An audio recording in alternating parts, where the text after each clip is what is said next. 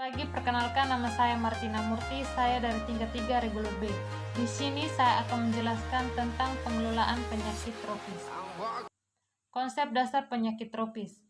Penyakit tropis adalah penyakit yang umumnya terjadi di daerah tropis dan subtropis. Daerah tropis dan subtropis atau dikenal juga daerah temperate zone adalah daerah atau area berbeda antara dua garis pada peta dunia, yaitu garis Cancer dan garis Capricorn. Kawasan yang termasuk dalam zona ini adalah Asia pada umumnya, termasuk Indonesia, sebagian benua Australia, Amerika Tengah dan Selatan, serta Afrika. Penyakit tropis terbagi menjadi dua kategori, yaitu menular dan tidak menular. Contoh-contoh penyakit tropis. Yang pertama, malaria. Malaria adalah penyakit infeksi parasit yang disebabkan oleh Plasmodium yang menyerang eritrosit dan ditandai dengan ditemukannya bentuk aksesual di dalam darah. Yang kedua, DHF. Dengue hemorrhagic fever adalah penyakit yang disebabkan oleh virus dengue melalui gigitan nyamuk. Penyakit ini telah dengan cepat menyebar di seluruh wilayah WHO dalam beberapa tahun terakhir. Tifoid.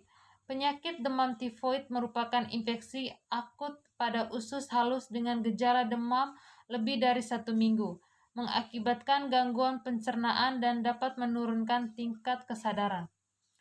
Filariasis. Penyakit ini disebabkan oleh infeksi satu atau dua jenis filaria, yaitu Wucheria bancrofti atau Brugia mali.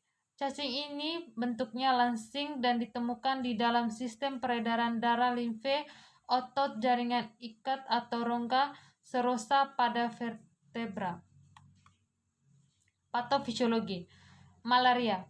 Patogenesis malaria yang akan kita bahas adalah patogenesis malaria topika atau yang juga disebut malaria falciparum.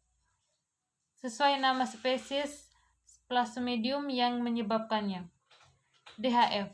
Virus dengue masuk ke dalam tubuh manusia akan menyebabkan klien mengalami viremia. Beberapa tanda dan gejala yang muncul seperti demam, sakit kepala, mual, nyeri otot, pegal seluruh tubuh, timbulnya ruam, dan kelainan yang mungkin terjadi pada sistem vaskular. Tifoid. Demam adalah keadaan suhu tubuh di atas normal sebagian akibat peningkatan pusat pengatur suhu di hipotalamus yang dipengaruhi oleh IL-1. Selanjutnya, filariasis. Cacing dewasa yaitu jantan dan betina hidup dalam saluran limfatik atau dalam sinus-sinus limfe yang dapat menyebabkan dilatasi limfe dan mengakibatkan penebalan pembuluh darah sehingga terjadi infiltrasi sel plasma, eosinofil, dan makrofag di sekitar pembuluh darah yang terinfeksi bersama dengan proliferasi endotel serta jaringan ikat menjadikan saluran limfatik berkelok-kelok dan kutub limfatik menjadi rusak. Tanda dan gejala. Yang pertama, malaria. Berikut ini adalah gejala-gejala yang terdapat pada penyakit malaria, yaitu sebagai berikut. Yang pertama, stadium dingin. Biasanya penderita akan merasakan gejala seperti dingin dan juga menggigil yang luar biasa. Denyut nadi akan terasa lebih cepat, namun akan terjadi dengan lemah. Bibir dan jari akan terlihat berwarna kebiruan. Yang kedua, stadium demam. Biasanya penderita akan merasakan panas, muka yang kemerahan, kulit yang agak kering, muntah, dan juga sakit kepala. Yang ketiga, pingsan atau hilang kesadaran. Yang keempat, sering menggigau. Yang kelima, bicara dengan kata-kata yang salah dan tidak bisa terkontrol dengan baik. Yang keenam, mengalami kekejangan. Yang ketujuh, dehidrasi. Dan yang terakhir, sesak nafas atau bernafas dengan cepat. Selanjutnya, DHF.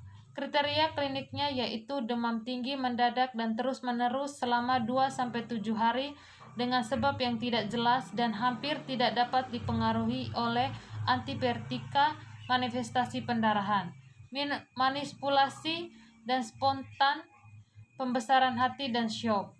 Tifoid. Demam lebih dari 7 hari adalah gejala yang paling menonjol. Demam ini biasanya diikuti gejala khas lainnya seperti yang pertama demam, yang kedua sakit kepala, yang ketiga lemah dan lesu, yang keempat sakit perut, yang kelima mual dan muntah, yang keenam lidah bagian tengah berwarna putih, dan yang terakhir diare atau susah BAB. Selanjutnya, filariasis. Berikut ini adalah gejala-gejala yang terdapat pada penyakit filariasis, yaitu sebagai berikut. Yang pertama, demam yang terjadi secara berulang sekitar 3-5 hari.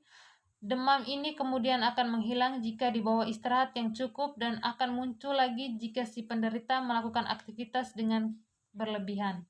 Yang kedua, pembekakan yang terjadi pada kelenjar getah bening tanpa adanya suatu luka di daerah sekitar lipatan paha, ketika dan juga nampak berwarna seperti kemerahan, panas, serta sakit. Yang ketiga, radang pada saluran kelenjar getah bening yang rasanya seperti panas dan agak sakit, yang kemudian akan melanjar dari arah pangkal kaki atau juga dapat pangkal lengan menuju ke arah unjanami, suatu pembengkakan pada kelenjar atau arah retrograde lumpangitis. Yang keempat, filariasis abes akibat dari seringnya penderita mengalami suatu pembengkakan pada kelenjar getah bening. Kemudian akan bisa pecah dan setelah itu mengeluarkan nanah serta pengeluaran darah. Yang terakhir, pembesaran yang terjadi pada tungkai, lengan, payudara, dan buah jagar yang nampak berwarna kemerahan dan akan terasa panas. Manifestasi klinis. Yang pertama, malaria. Menurut berat ringannya gejala malaria dapat dibagi menjadi dua jenis, yaitu gejala malaria ringan. Manifestasi umum malaria adalah sebagai berikut. Masa inkubasi. Masa inkubasi biasanya berlangsung 8-37 hari tergantung dari spesies parasit. Beratnya infeksi dan pada pengobatan sebelumnya atau pada derajat resistensi hospes. Yang kedua, keluhan-keluhan prodromal. Keluhan-keluhan prodromal dapat terjadi sebelum terjadinya demam berupa malaise, lesu, sakit kepala, sakit tulang belakang, nyeri pada tulang dan otot, anoreksia, perut tidak enak, diare ringan, dan kadang-kadang merasa dingin di punggung. Selanjutnya, gejala-gejala umum. Gejala-gejala klasik umum yaitu terjadinya tiras malaria secara berurutan yang disebut tiras malaria, yaitu yang pertama stadium dingin. Stadium dingin ini berlangsung 15 menit sampai dengan 1 jam. Dimulai dengan menggigil dan perasaan sangat dingin, gigi gemeretak, nadi cepat tetapi lemah, bibir dan jari-jari pucat kebiru-biruan, kulit kering dan terkadang disertai muntah. Yang kedua, stadium demam. Stadium ini berlangsung 2-4 jam. Penderita merasa kepanasan, muka merah, kulit kering, sakit kepala, dan seringkali muntah. Yang ketiga, stadium berkeringat. Stadium ini berlangsung 2-4 jam. Penderita berkeringat sangat banyak. Gejala malaria berat. Penderita dikatakan menderita malaria berat bila di dalam darahnya ditemukan parasit malaria melalui pemeriksaan laboratorium, sediaan darah tepi atau rapid diagnostic test, dan disertai memiliki satu atau beberapa gejala atau komplikasi berikut ini. Yang pertama, gangguan kesadaran dalam berbagai derajat. Yang kedua, keadaan umum yang sangat lemah. Yang ketiga, kejang-kejang. Yang keempat, panas sangat tinggi. Yang kelima, mata atau tubuh kuning. Yang keenam, tanda-tanda dehidrasi. Yang ketujuh, pendarahan hidung, gusi atau saluran pencernaan. Yang kedelapan, nafas cepat atau sesak nafas. Yang kesembilan, muntah terus-menerus dan tidak dapat makan minum. Yang kesepuluh, warna air seni seperti teh tua dan dapat sampai kehitaman.